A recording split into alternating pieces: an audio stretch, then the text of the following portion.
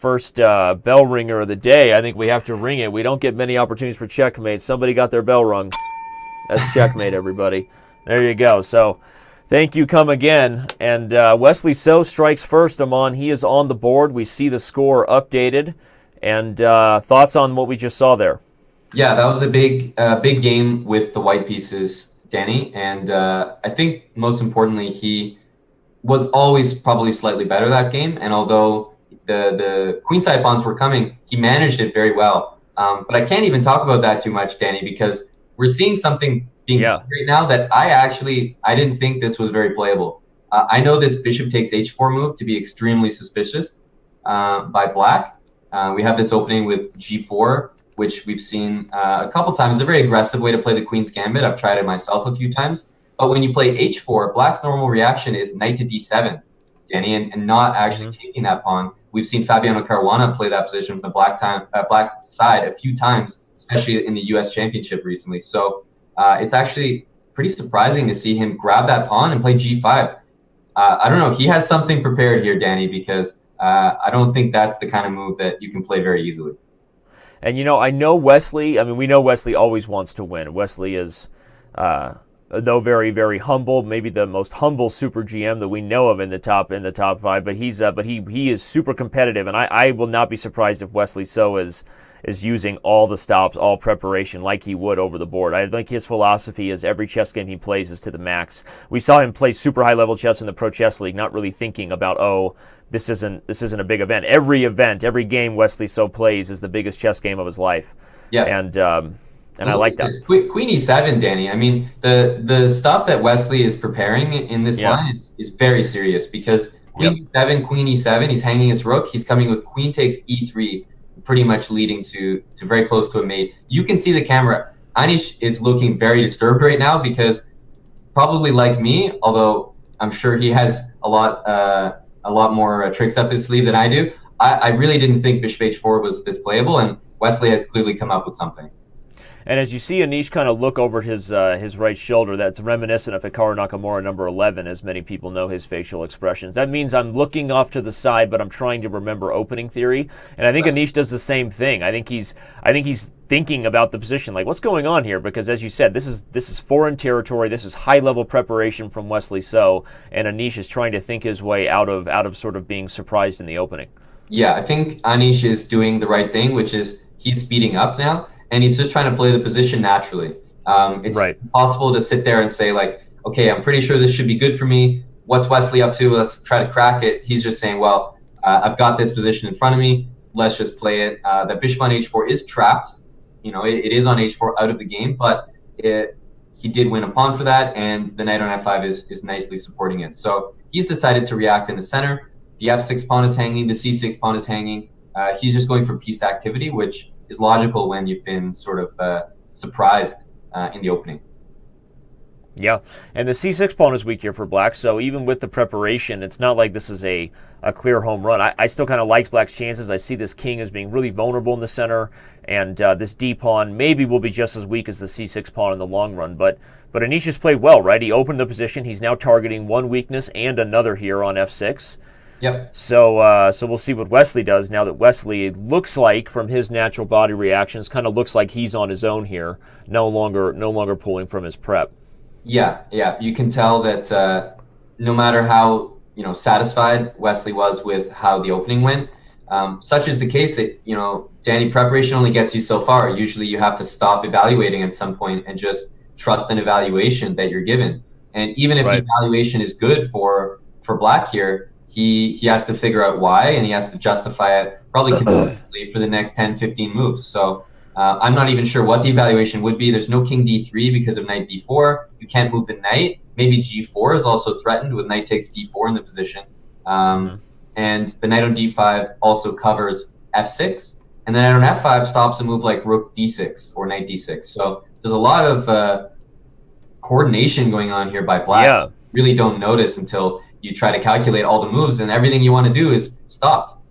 And because of the thing you highlighted about knight to b4 coming, just show everybody another forced threat here. If white made a random move, would be something like rook to e8, pinning the knight. And as the king tries to come up to defend it, white would be walking right into a fork. So I agree with you, Amon. Like, the position at first looks not necessarily harmless, but you don't see anything concrete. Then you start to look at the position more and more, and you see the king really not liking his position here, and there's threats of g4 to kick the knight. There's the e file that's open. Yeah.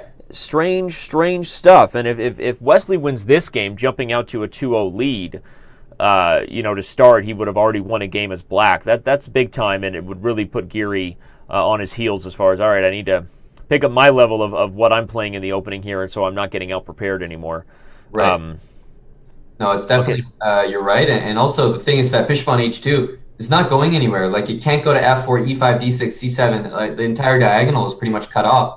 And he decided to take this bishop because although you can criticize the bishop on h4, the bishop on h2 is doing no better. So I think he's tempting Wesley into knight takes, because there is a move knight d6 here, which I assume Wesley is going to play king to e6. So things look like they're just working out for Wesley here, unless there's a shot coming with maybe rook to e1 here, or a knight move followed by rook to e1. He's basically playing for counterplay against the king, because I think structurally and the way that the knights work here, black's position looks better.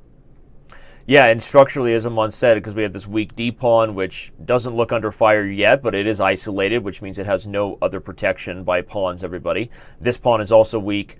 And so, yeah, it's counterplay is going to be needed. He goes for rook e1, as you said he might, to kind of put some pressure on the e6 king. But yeah, if black coordinates here, the long run, you favor black's 4 pawns as compared to white's 4 pawns, because white just has many more weaknesses.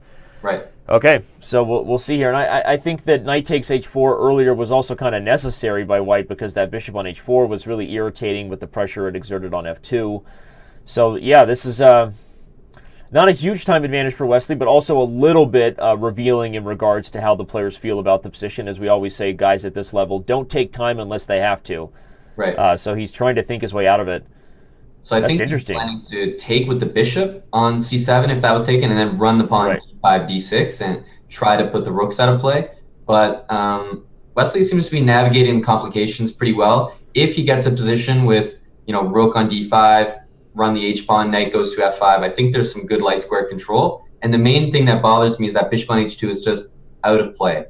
So he's probably going to have to, maybe do some trades, get the bishop to b8 in some lines, and infiltrate with the rooks, because he needs some counterplay badly. Yeah, his last chance might be some sort of 2-on-1, get a passed pawn going where that bishop can suddenly become useful in helping it on the diagonal. But as we see these players in their reactions, Wesley very confident, leaning back in his chair when needed, getting water. Anish sort of shaking his head at times and not feeling so confident.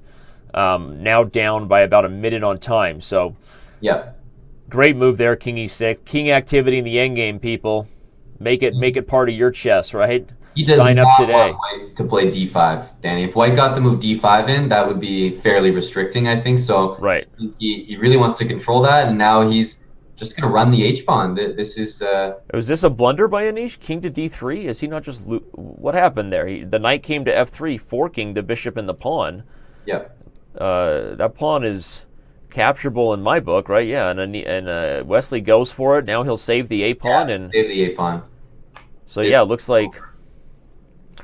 Yeah, I mean, white still has outside chances. The bishop is a little better than the knight in some of these cases if it can sort of defend the h-pawn from running and help these pawns push.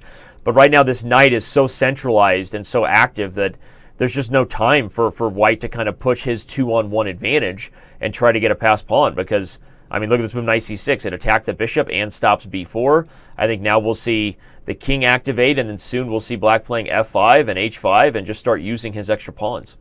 Yeah, I think he can very reasonably play h5 here, or g4, and the idea of bringing the knight to e7 and then to f5. And I think this is pretty much over. Bishop to g3 might be played, and then knight d4 wins the pawn because of king f4, knight e2, for example. So otherwise, if you're not stopping the move h4 from coming, then black just plays h4, g3. So it looks like it's going to be winning here, just a matter of finishing off the technique by Wesley. Yeah, and Wesley So almost seems just super confident. I mean, maybe it's his really homey cabin-looking room behind him, right? Looks like he's just on a nice sort of relaxing vacation. Yeah, I'm not And sure where Anish is, but it looks like he's almost in like a hotel room or very very bleak walls there. I'm pretty sure he's home. I think this is his office. Okay. But there are more pictures to his right, just not sure. But you're right. No, it does look much more bland. Whereas Wesley's background is full of life, and like I said, looks like a cabin.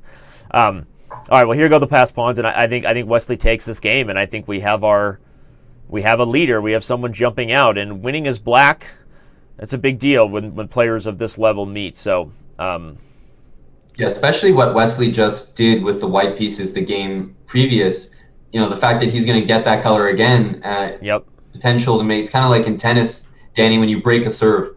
Yep. Sometimes you can go out to those huge set leads where you break someone's serve and then suddenly it's like 5-2 in a tennis set. You're playing for the entire set. Right.